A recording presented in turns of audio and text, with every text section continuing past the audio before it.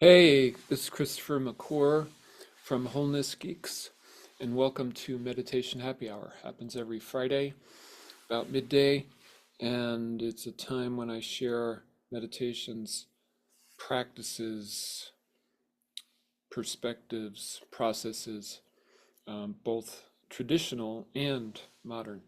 And today I'm going to share what I call Speak to Me Kindly. Please speak to me kindly. Um, so, this kind of learning came out of an incident with my wife. We are both musicians and we have a band. And um, often when we work on music, the two of us, uh, that's sort of a fertile ground for triggering to happen. And this event happened in that kind of situation. So we were working on a song that she had initiated, and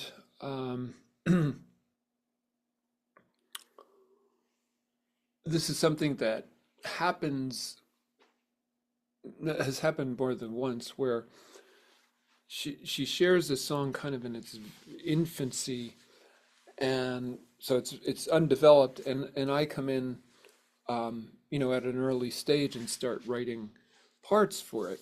And what's happened numerous times is that the parts that I add get written at a tempo that is often slower than the original tempo of the song.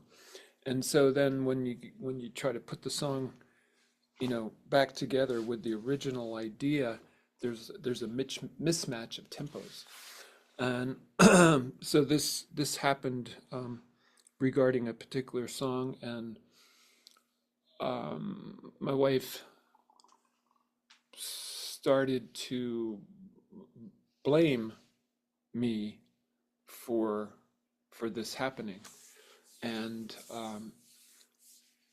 from my perspective, she was kind of hammering on this, and I got angry, and I said, stop blaming me. It's like I didn't mean for this to happen.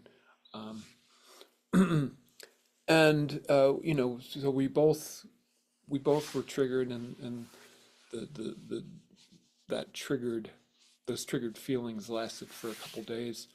Um, so from that incident, I did I reviewed the situation, and tried to look at it um, in terms of what could be done differently in the future, and what can we learn from it, and what are the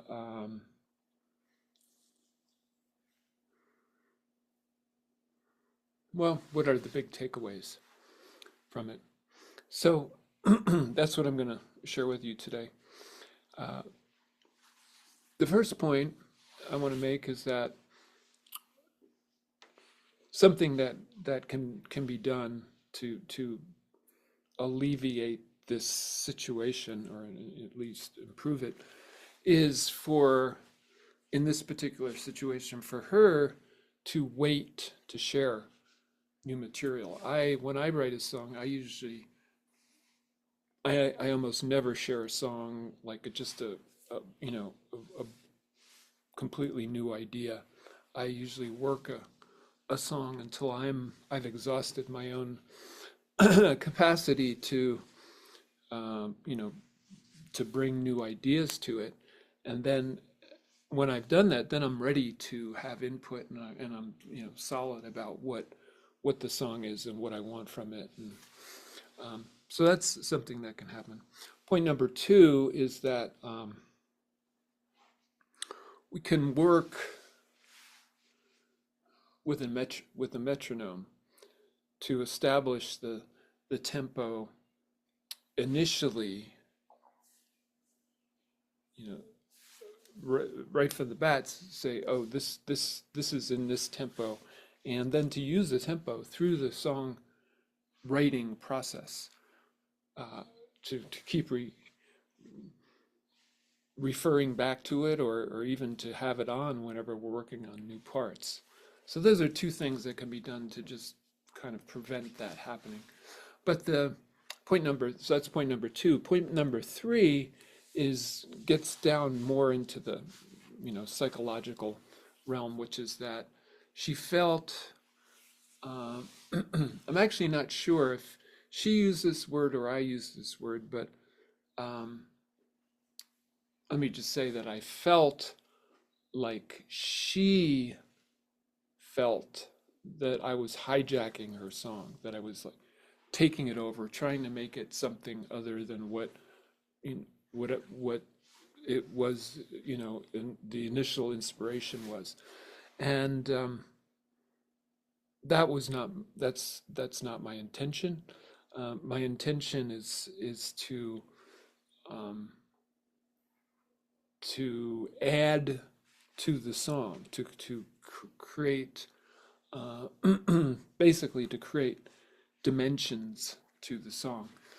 And what happens, what tends to happen in this situation with my wife, because I have more experience musically, I've done it longer and I've done it more consistently, I have more confidence or self-esteem regarding my creative output in music.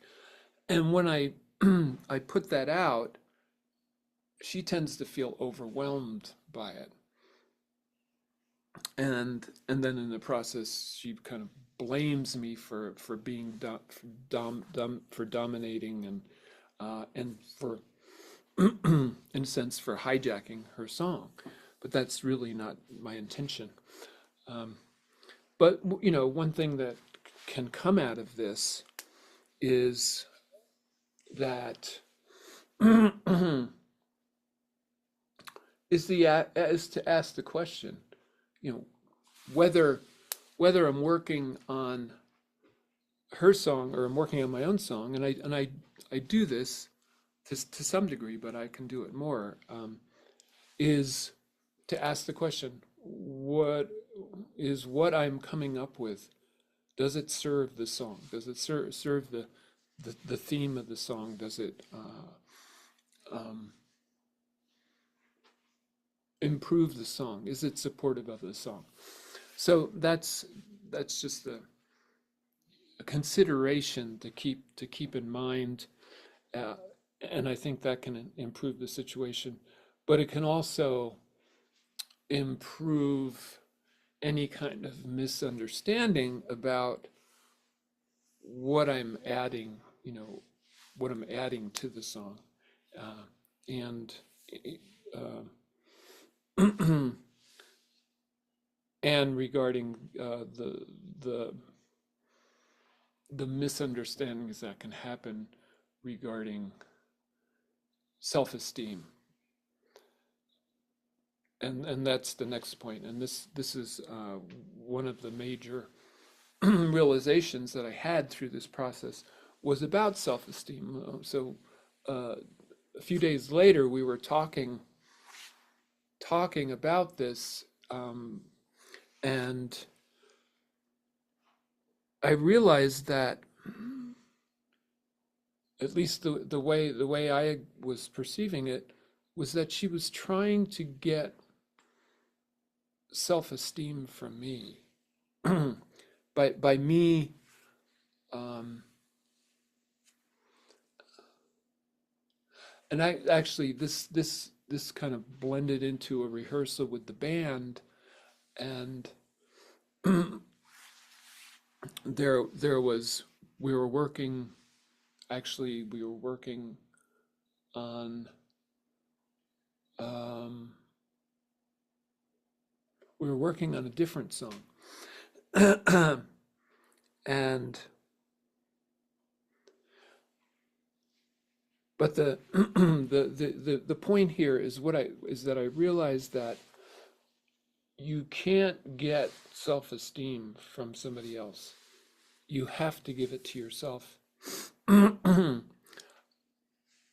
It's actually baked into the title, into the word the phrase self-esteem, right? It's something you have to give to yourself. You can't get it from somebody else. I just said that twice, and it deserves to be said twice, maybe even three times. Um, what I I have in a lot of things, I have a good sense of self-esteem.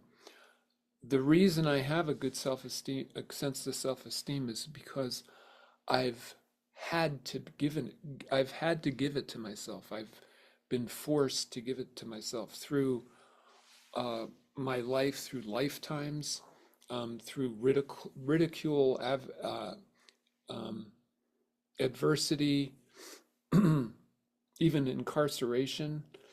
I've developed this pattern, which I'm not saying this is a good pattern to have, um, but it's a pattern that forced me to develop a sense of self-esteem. And the pattern is that when I've experienced adversity, ridicule, and like I said, incarceration, I've retreated, I've withdrawn from basically from society, from people, to and unpacked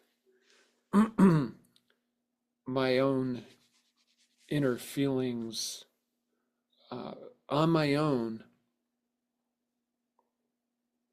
to maintain my own sense of self. It was a choice, a choice, and a to preserve that, to preserve that sense of self. And in doing so, and in doing that repeatedly, I have developed a confidence in my ability to be self-referential, to find the truth inside of me, um, and then share it with whoever it may be um, open to it, or it may be useful to. So once again, self-esteem must be given to by you must give it to yourself. You can't get it from other people. And when people have when two people have a good self-esteem, and they get triggered, what it does is it enables them to recognize the bilateral needs of the situation. So very, when people have altercations, it's usually because the needs of those people are not recognized, including the needs of the very of you yourself. In other words, you get into a situation and you don't even know what you need until you get triggered, and then you know dig into it, and you find out that this is what I'm needing.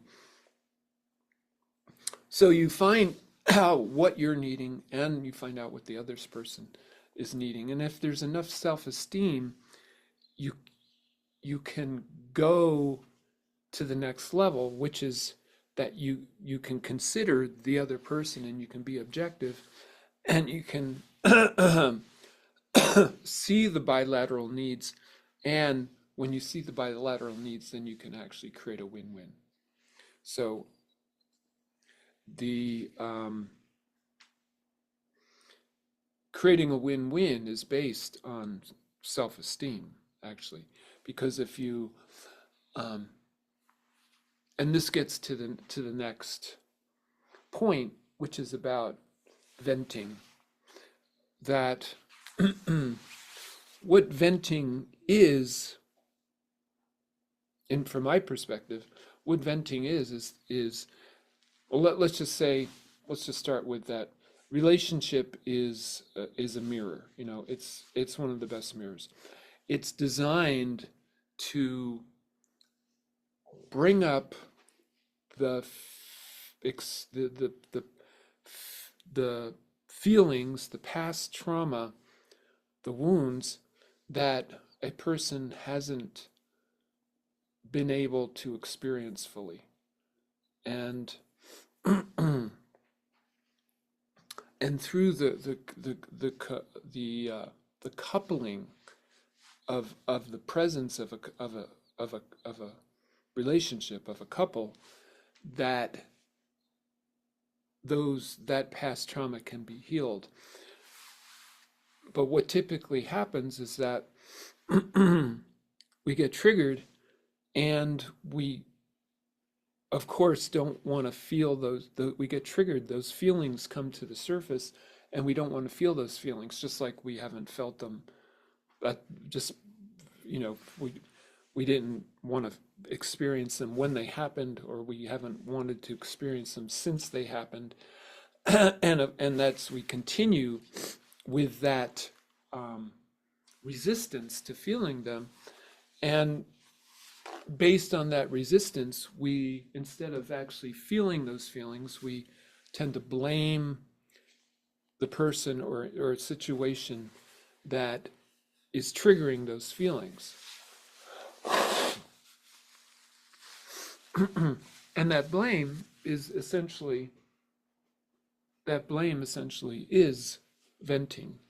And so, and in this situation, when my wife, started blaming me for the developing guitar parts that did not match the original tempo, and she just kept hammering on that, and I was mirroring her, and I was saying, okay, I understand that, it's like that we've gotten off of tempo here, but she just kept hammering, and because she was essentially, what was coming up to be experienced was her own feeling of inadequacy, and she didn't want to feel that, so she was blaming me. And this, this is what, I'm not pointing the finger at her. I'm saying that this is what happens, on both sides, often in relationships. And so the thing to be learned here is a question to be asked, which is, when you find yourself like triggered and blaming, or usually it doesn't even feel like you're blaming. You feel like you're just expressing your frustration, or to ask yourself, am I venting? And I think very often you will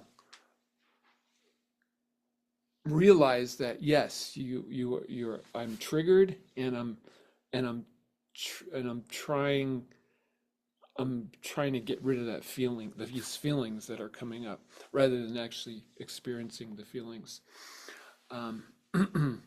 So and this is sort of the title track, so to speak. That was number 6. Win-win was number 5, in terms of points. Number 7 is please speak to me kindly, which is, I realized that the value, I've always, when people would talk about, kindness and speaking kindly, I would always have resistance, because I thought that it's like an encroachment on authenticity, and that it would prevent me or people from expressing their truth, and I just feel like, the truth is important. But from this incident, I realized that, oh, well, when you speak kindly, in a way, you're giving, you're getting permission to express your truth. The way I realize this is I have a client who I coach, and he was kind of describing, a similar kind of altercation with his wife, and we saw the importance of speaking kindly, you know, that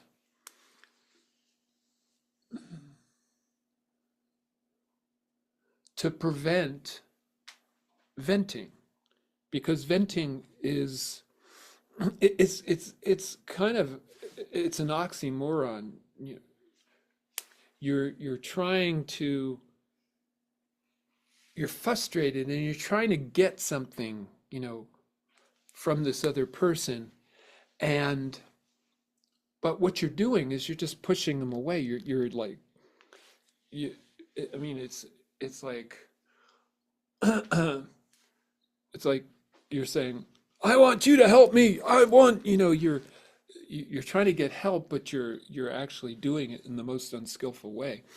Um, and we realized how important it is to speak kindly to get what you want.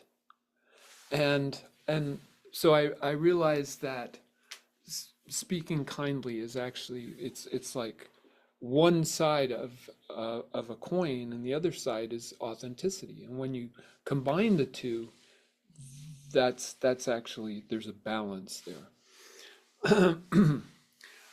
That's point number 7. Point number 8 is that the something that I realized, in terms of moving forward, that in this kind of situation, in these rehearsals, um, I'm when I'm performing music, I go into a different, I go into a creative mode, which is more tends to be more emotional and maybe subjective, and that if we get triggered, I need to switch modes. I need to get out of that emotional creative mode, which is more, like I said, more subjective, less considerate, more easily triggered, more easily venting, expressively venting, and move into what I call like executive functioning, which is more the normal way that I am, the typical, the daily life kind of modality that I'm in. Um, and so just to remember that uh, and doing that will pre may prevent venting and being too sensitive, and being more considerate and more objective. And then the last point, point number 9, that was point number 8. Point number 9 is something that I realized a few months ago with my wife, and it's called I'll Hold You Till We Both Disappear. And essentially, what this realization is that when we get triggered, what is happening is that there are these feelings that, from experiences in the past, that we haven't been able to feel, a person hasn't been able to feel. And because the relationship is the best mirror, these feelings are coming to the surface to be felt. But when we're triggered, when they come to the surface and we get triggered and we try to talk about them, we're just avoiding feeling the feelings. That's it, simply. We're just strategizing around the feelings, and it's just a distraction. Basically, we just need to feel the feelings. And the best thing we can do is to just hold each other with no talking and just feel the feelings. And there is something about that um,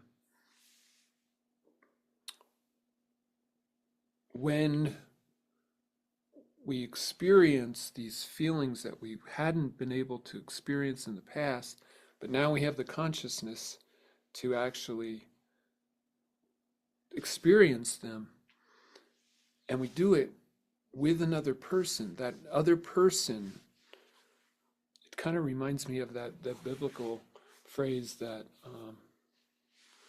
that when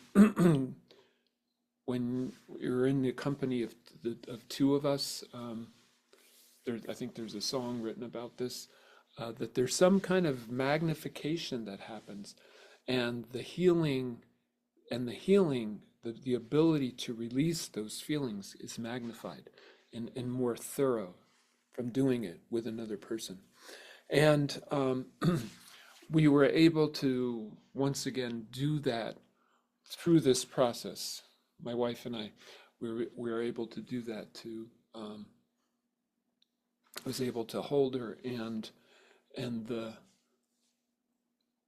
amount of arguing was greatly reduced. So that's it. The main points here are that you can't give self-esteem to another person. You can't get self-esteem from another person. You have to give it to yourself. And that if when you find yourself triggered and kind of, blaming, ask yourself, am I venting? And if you are, then realize that the other person wants to be spoken to kindly. That's the most skillful way you can you can get what you want.